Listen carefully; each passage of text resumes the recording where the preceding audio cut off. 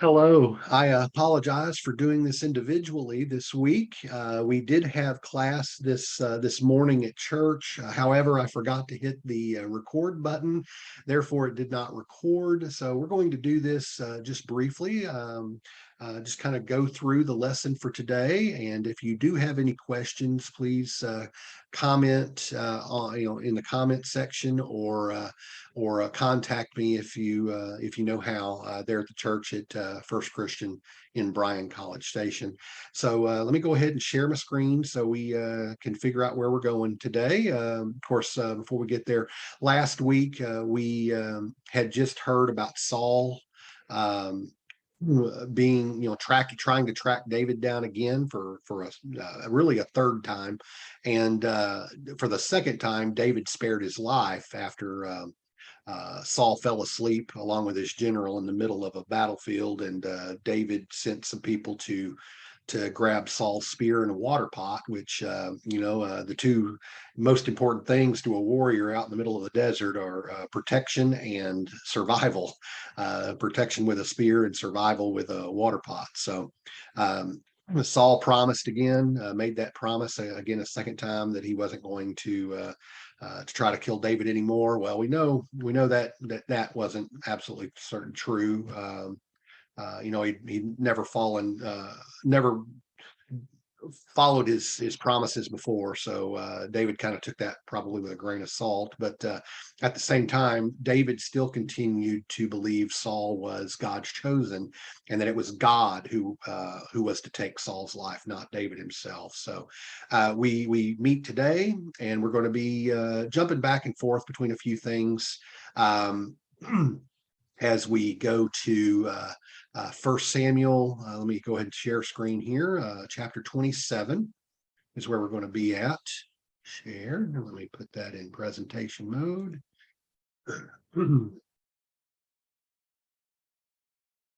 There we go.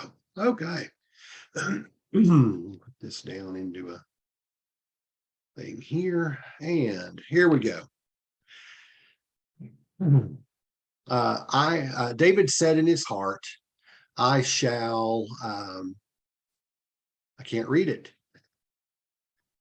One day by the hand of Saul, there is nothing better for me than to escape to the land of the Philistines. Then Saul will despair of seeking me any longer within the borders of Israel, and I shall escape out of his hand. So David set out and went over, he and the 600 men who were with him, to King Achish, son of Maoch of Gath. David stayed with Achish at Gath, he and his troops, every man with his household, and David with his two wives, Ahinoam of Jezreel and Abigail of Carmel, Nabal's widow. When Saul was told that David had fled to Gath, he no longer sought for him. The name Maoch means squeeze. It makes you wonder, all these names were probably given for reasons. So I wonder what the reason was that he was named Squeeze. But David has realized Saul's never going to stop trying to kill him while he's in country. So David has decided to flee to the Philistines. Now, this is the second time he's done this, but this time he's going with 600 troops. So Saul's not willing to fight the Philistines to get David back. At least that's what David is betting on. And here the scripture says that Saul no longer sought for David. Now, if we remember anything about the Philistines, they they were a nation that was ruled by five major cities. Really, there were six, but of the five major cities, there were like city states. There was a king, a major leader set over each one. Well, this happens to be Gath, which of record is where Goliath was from. So interesting there. But David and his troops have gone over to Achish of Gath. We go to verse 5. Then David said to Achish, if I have found favor in your sight, let a place be given me in one of the country towns so that I may live there. For why should your servant live in the royal city with you? So that day Achish gave him Ziklag. Therefore Ziklag has belonged to the kings of Judah to this day. The length of time that David lived in the country of the Philistines was 1 year and 4 months. Now there's a lot of cities that are named Ziklag. Like they're like the name of Gilgal. There's just a lot of them. So some scholars debate over which Ziklag it was, but there's one in particular that seems to fit the bill, and we'll get that when we get to the maps here in a few minutes. Ziklag means to measure while being pressed down. So it would be like, say you've gone fishing and you're measuring a fish, but it keeps turning its tail fin and all that. So you have to lay it down, you have to hold it down flat, press it down flat, and then measure it to get its length. That's what that means. That's what Ziklag means. So Achish feels he can use David to his advantage. Of course, here's David who killed Goliath, and here he is with 600 troops that are all skilled. David and his troops now have become hired hands, and they're skilled ones at that. And we'll find out just how skilled they are here in a few minutes. Here is the map that I was talking about. There really isn't a whole lot of other places we can determine, that help us determine exactly where it is, other than Gaza, which is over here on the left side of the screen, and Beersheba, which is down here at the left. What I will say is this is to the southeast of the typical stuff that we see within Israel. So we know where Philistia is. It's way over here to the east. But Gath is a little north of here. So what has happened is Achish, the king of Gath, has sent David down to Ziklag, and this seems to be the better spot down here south of Gath, down here in this area. And in a few minutes, we're going to hear about how David and his troops were hired hands. Like I said before, they were sent out on missions to take care of a certain number of groups. Well, the first group that's mentioned is really they're better known for being way up in the northeast, or I'm sorry, the northwest part of Israel, across on the other side, on the west side of the Jordan River. And that doesn't really seem to make sense from where David is here. What is believed is that they're called the Gershonites, is that when Israel became a powerful nation under Saul, that the Gershonites were divided, meaning that they had lived in all the area, and all of a sudden they were pushed out. Some of them ended up going south, some went north, and so we've got this group of Gershonites that is living in the south of Israel, while the rest of them live in their native land, which is north of Israel. So that's just a thought. But we'll go on to the next slide here.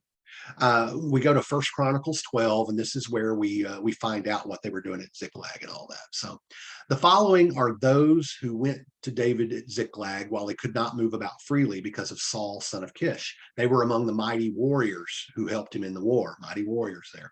They were archers and could shoot arrows and sling stones with either the right hand or the left. It's hard to do it with just one. Being right-handed, you usually do it that way. But these were ambidextrous soldiers. They could wield weapons with either hand equally.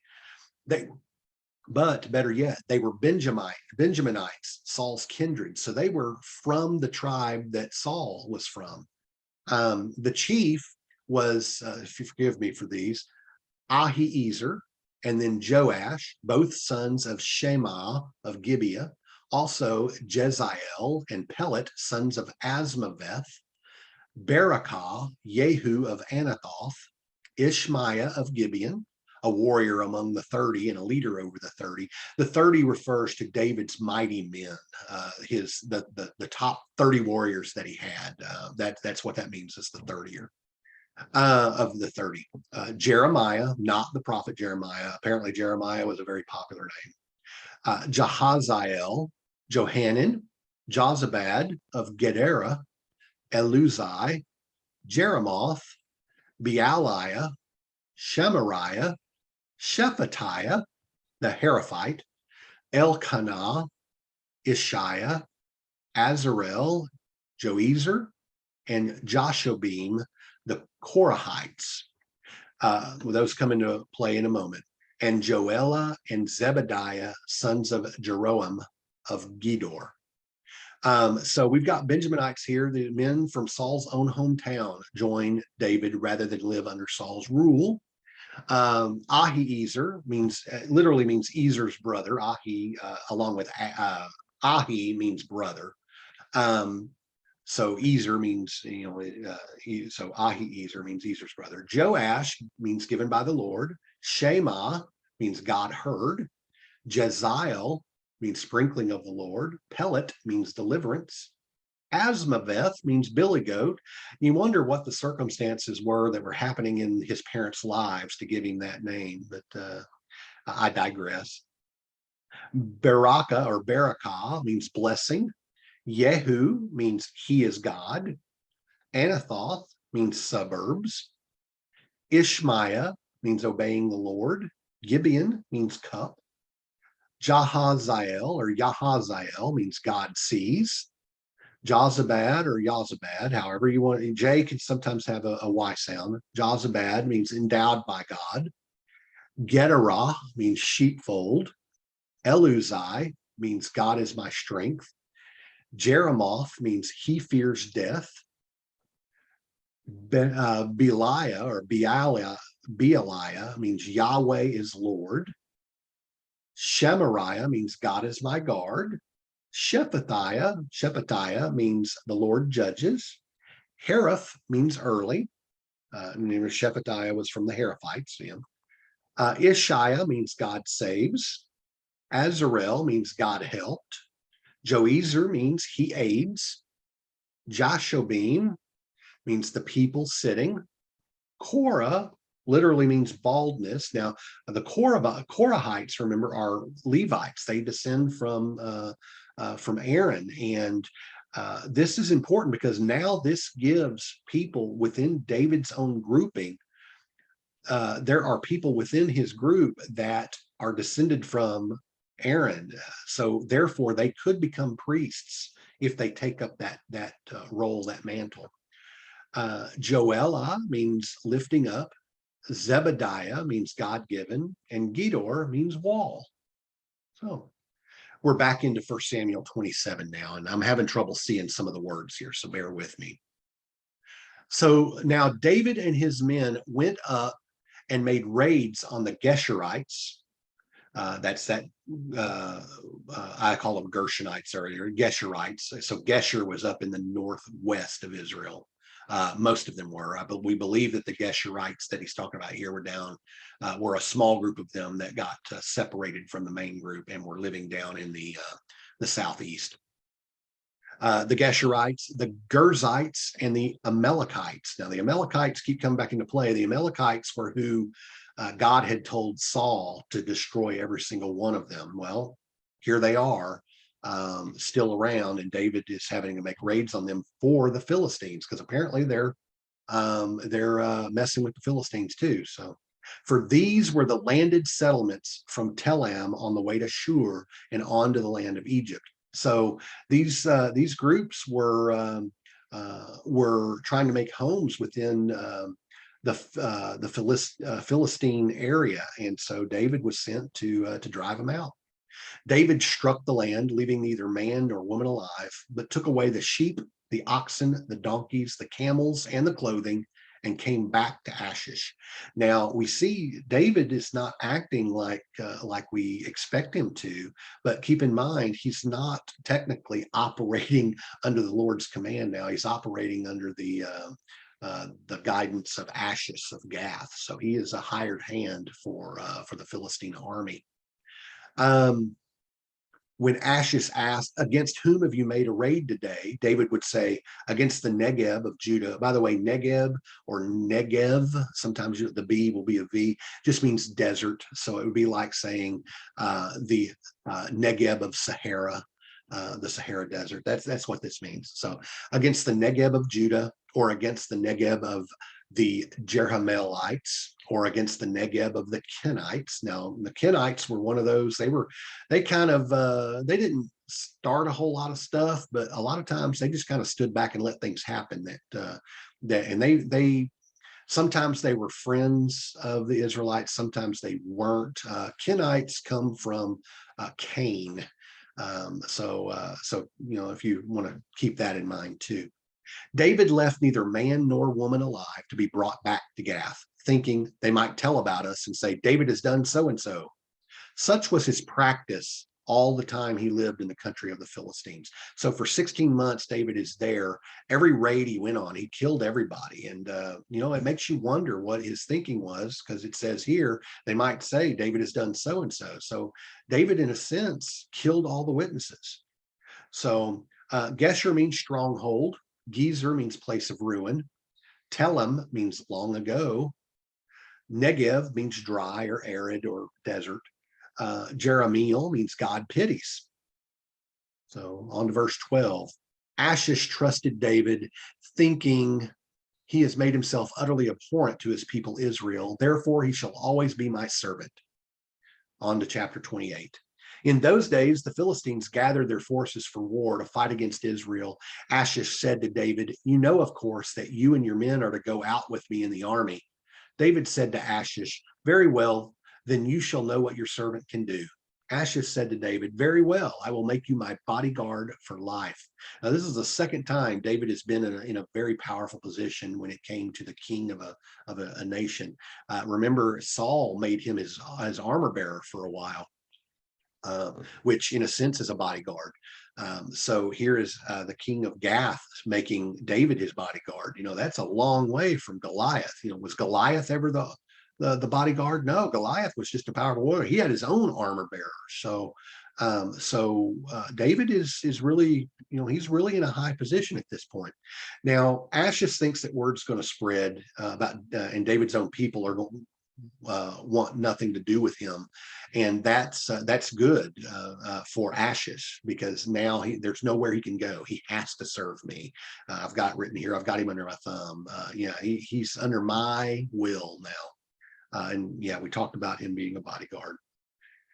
Now Samuel had died. We had read that a few chapters earlier. It's just kind of a recap of Samuel, and it comes into play in a few minutes. So now Samuel had died, and all Israel had mourned for him and buried him in Ramah, his own city. Saul had expelled the mediums and wizards from the land. The Philistines assembled and came and encamped at Shunem. Saul gathered all Israel, and they encamped at Gilboa. Now, we're going to see on a map here in a few minutes where those are located. These are where they encamped, where they basically staged. They would meet in battle a little closer together, but you'll see that on the map when we get there. When Saul saw the army of the Philistines, he was afraid, and his heart trembled greatly. When Saul inquired of the Lord did not answer him. Did not answer him, not by dreams or by Urim. Remember Urim and Thummim, get to that in a moment, or by prophets. Then Saul said to his servants, seek out for me a woman who is a medium, so that I may go to her and inquire of her.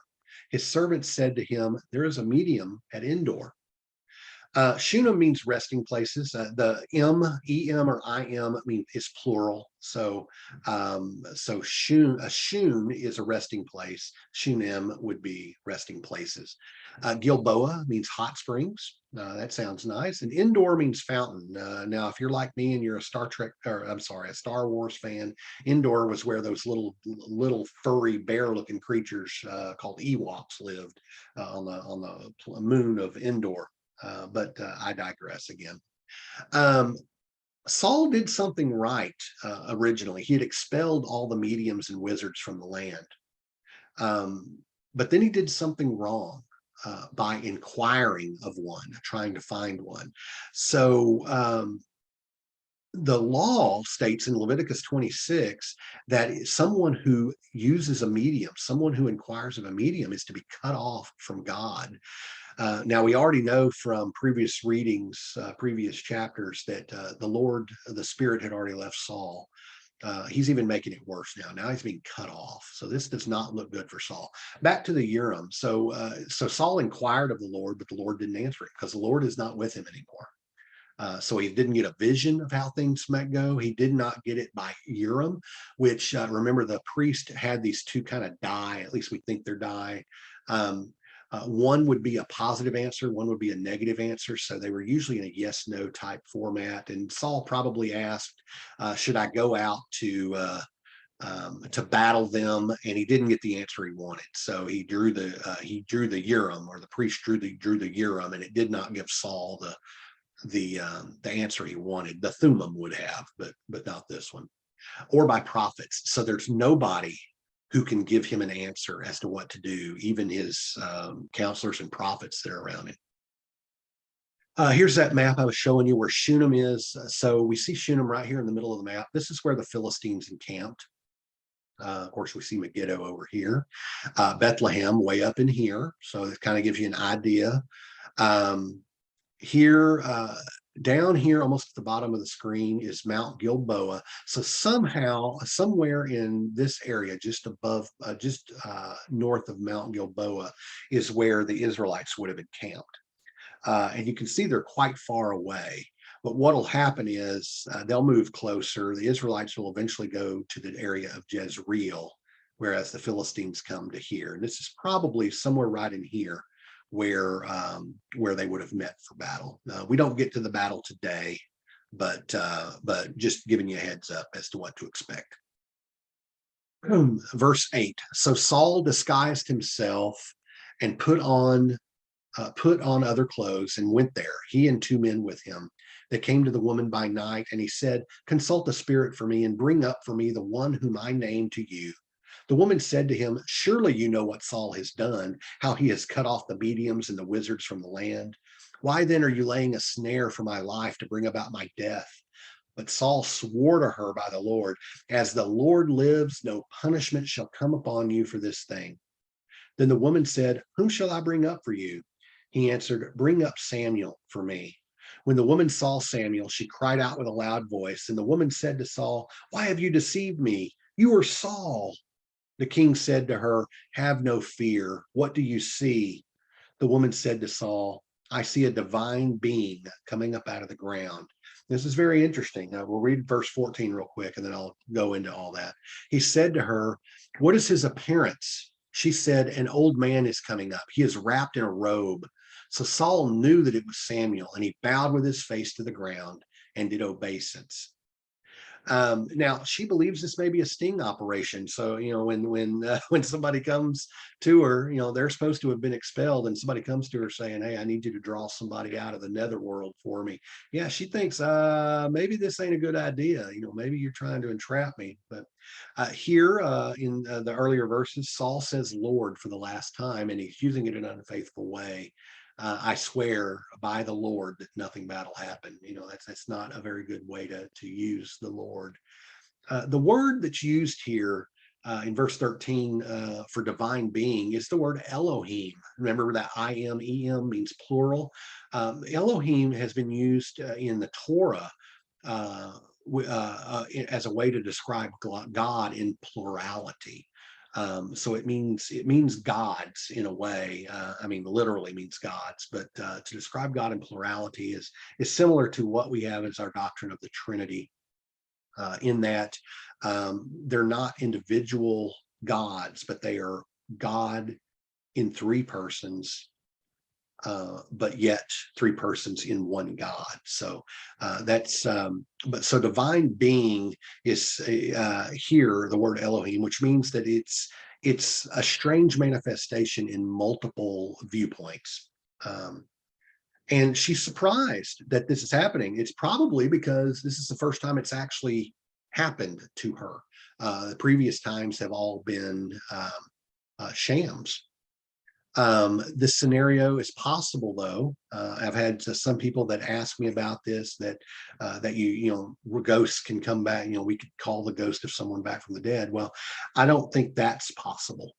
But I will say that if you think about the transfiguration and the appearance of Moses and Elijah with Jesus there in front of Peter, James, and John as they were building booths to them, Jesus, Moses, and Elijah were all going about doing their business, talking with one another. I believe that this could happen in this way, and that the Spirit allowed Samuel's glorified person to come back into an earthly existence for this moment. By the same token, there are moments, I believe, when the divine intersects the human. We see that, I believe, at moments of salvation, moments of baptism, communion, those moments where grace is extended. I believe that we come into contact with the divine in our human selves. We come into contact with the divine at those moments. And I believe that this could have been one of those moments. Verse 15, then Samuel said to Saul, why have you disturbed me by bringing me up? Saul answered, I am in great distress, for the Philistines are warring against me, and God has turned away from me and answers me no more, either by prophets or by dreams. Interesting, he doesn't mention the Urim here. So I have summoned you to tell me what I should do. Samuel said, why then do you ask me, since the Lord has turned from you and become your enemy? Now, again, it's also interesting. Why would he need to consult Samuel? Well, it's because he killed all the priests earlier on at Nob. If you remember, he was trying to kill David, and he went there, and he ended up killing all the priests. So there's probably not a high priest at the moment. Samuel continuing in verse 17, the Lord has done to you just as he spoke by me, for the Lord has torn the kingdom out of your hand and given it to your neighbor David, because you did not obey the voice of the Lord and did not carry out his fierce wrath against Amalek. Therefore, the Lord has done this thing to you. Samuel explains that all of this is happening because Saul refused to obey when God told him to destroy the Amalekites. Now, remember, we just read in the last chapter about David and his men fighting the Amalekites, driving them out of the land, which we knew Saul didn't do it, but Saul spared some of the livestock and things like that. So it's very similar to Moses being punished by not being able to go to the promised land, Moses being disciplined because he disobeyed God by striking the rock instead of speaking it like he was told to. Verse 19, this is Samuel still talking. Moreover, the Lord will give back along with you into the hands of the Philistines. Give Israel along with you into the hands of Philistines. And tomorrow you and your sons shall be with me. The Lord will also give the army of Israel into the hands of the Philistines.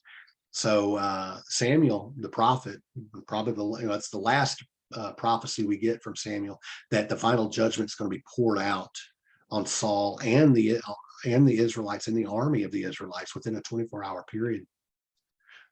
Verse 28, immediately Saul fell full length on the ground, filled with fear because of the words of Samuel, and there was no strength in him, for he had eaten nothing all day and all night. The woman came to Saul. Remember, that's the medium. And when she saw that he was terrified, she said to him, your servant has listened to you. I have taken my life in my hand and have listened to what you have said to me. Now, therefore, you also listen to your servant. Let me set a morsel of bread before you. Eat, that you may have strength when you go on your way. He refused and said, I will not eat. But his servants, together with the woman, urged him, and he listened to their words. So he got up from the ground and sat on the bed.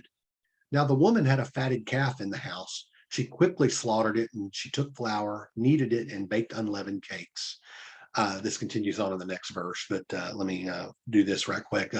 Saul has been fasting for a while. He probably didn't eat after, of course, after he changed clothes to go find this medium. Probably stopped eating as a way to discern an answer from God. Fasting can be a sign of holiness, a sign of holy reckoning, if you will. But after he gets the bad news from this apparition, he continues to fast, but for the wrong reasons now he's feeling just hopeless. There's no hope left. But he gets convinced to eat. And this medium happens to have a fatted calf in the house, and to slaughter it. It says she quickly slaughtered it. I don't know how you quickly slaughter a fatted calf, but needless to say, she did. And then bake some bread.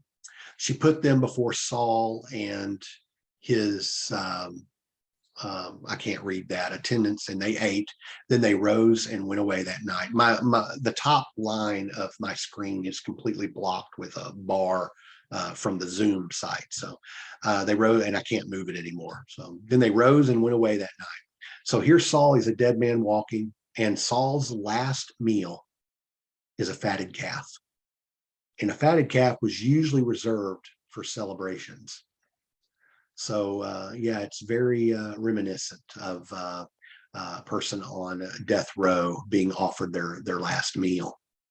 So, chapter 29. Now the Philistines gathered all their forces at Aphek, while the Israelites were encamped by the fountain that is in Jezreel. Now remember, Aphek is where the Israelites, when they first as a group went out to battle the Philistines, Saul called for the ark to be brought up, and the ark was captured. Yeah, Aphek is where it was captured at. So the Philistines move closer to Aphek, or move to Aphek, while the Israelites go to Jezreel. And we saw that on that map earlier. As the lords of the Philistines were passing on by hundreds and by thousands, and David and his men were passing on in the rear with Achish, the commanders of the Philistines said, "What are these Hebrews doing here?" Achish said to the commanders of the Philistines, "Is this not David, the servant of King Saul of Israel, who has been with me now for days and years? Since he deserted to me, I have found no fault in him to this day." Now, uh, these Philistines are probably thinking back, they're noticing David too, and questioning, what is he doing here? Of course, Achish is telling them, "Look, he's been hired. I've had him down in the south, running missions for me down there. That's why you haven't seen him. But believe me, he works for me. And he's worked for me a long time. He is very capable." And of course, the Philistines are thinking, well, the last time they dealt with any of the Israelites in this, they remember the plagues that happened at Aphek and all that. So. But the commanders of the Philistines were angry with him, with Achish, and the commanders of the Philistines said to him, "Send the man back," talking about David, "so that he may return to the place that you have assigned to him. He shall not go down with us to battle, or else he may become an adversary to us in the battle. For how could this fellow reconcile himself to his Lord? Would it not be with the heads of the men here? Is this not David, of whom they sing to one another in dances? Saul has killed his thousands, and David his 10,000s. They're afraid that David is going, and his mighty men are going to turn on them during battle. And why shouldn't they think this? This has happened to them before. If you remember the story we read several chapters ago about Jonathan, Saul's son, Jonathan, and his armor bearer going and starting a ruckus in a Philistine camp, that garrison camp, that resulted in the Philistines being completely routed when people that had defected over to them from the Israelites in a previous battle got up and started joining the battle against the Philistines. So of course they're thinking this, and of course I can't help but kind of chuckle that these Philistine soldiers, they even remember the song that the Israelites have been singing, that Saul has killed his thousands and David his 10,000s. Man, if you can remember the song of your enemy, then yeah, it must have had a very big impact on you. Then Achish called David and said to him, "As the Lord lives, you have been honest. And to me, it seems right that you should march out and end with me in the campaign, for I have found nothing wrong in you from the day of your coming to me until today. Nevertheless, the Lords do not approve of you. So go back now and go peaceably. Do nothing to displease the lords of the Philistines." David said to Achish, "But what have I done? What have you found in your servant from the day I entered your service until now, that I should not go and fight against the enemies of my lord the king?" Achish replied to David, "I know that you are as blameless in my sight as an angel of God. Nevertheless, the commanders of the Philistines have said he shall not go up with us to the battle." So Achish reminds David that, "Look, I don't have any problems with you, but we have some concerns. The other soldiers, the leaders of the soldiers, have some concerns, and it's just not worth infighting to get our minds off the battle at hand. Just we would just have you stay out of it. Go back to where we've assigned you, and just stay out of this battle." Of course, David don't quite understand, but he will soon. So, verse 10. "Now then rise early in the morning, you and the servants of the Lord who came with you, and go to the place that I have appointed for you. As for the evil report, do not take it to heart, for you have done well before me. Start early in the morning and leave as soon as you have light." So David set out with his men early in the morning to return to the land of the Philistines, but the Philistines went up to Jezreel. So the battle is at hand. Now we will. There's a thought in First Chronicles 12 about why another reason why the leaders of the soldiers of the Philistines would be so concerned. We find out in verse 19 of First Chronicles 12, some of the Manassites deserted to David when he came with the Philistines for the battle against Saul. David, they actually saw some of their own rank that had deserted or previously from the Israelites join David's group, and this probably made them a little scared. So continuing on, yet he did not help them for the rule, talking about uh, talking about the Saul. Yet he did not help them, for the rulers of the Philistines took counsel and sent him away, saying, "He will desert to his master Saul at the cost of our heads." So this is probably what made the Philistine soldiers nervous. So your homework for this next week. Today we read it in class, but for those of you who are watching online, I would like you to read Psalm 56 this week. It takes place, assumingly, just after David has been sent back from this battle, because it talks about his enemies, but the enemies of his enemies and that type of thing. So read Psalm 56. And for next week, we've got a threefold thing going to be happening. The Amalekites, remember them? The Amalekites take advantage. David takes a run, and Saul takes a sword. It'll be a very interesting study next week. Look forward to seeing you next Sunday, which is Memorial Sunday, the day before Memorial Day, and so it's going to be a very meaningful worship service, as well as Sunday school lesson. Look forward to seeing you there. So let me stop share here and wish you goodbye and God bless.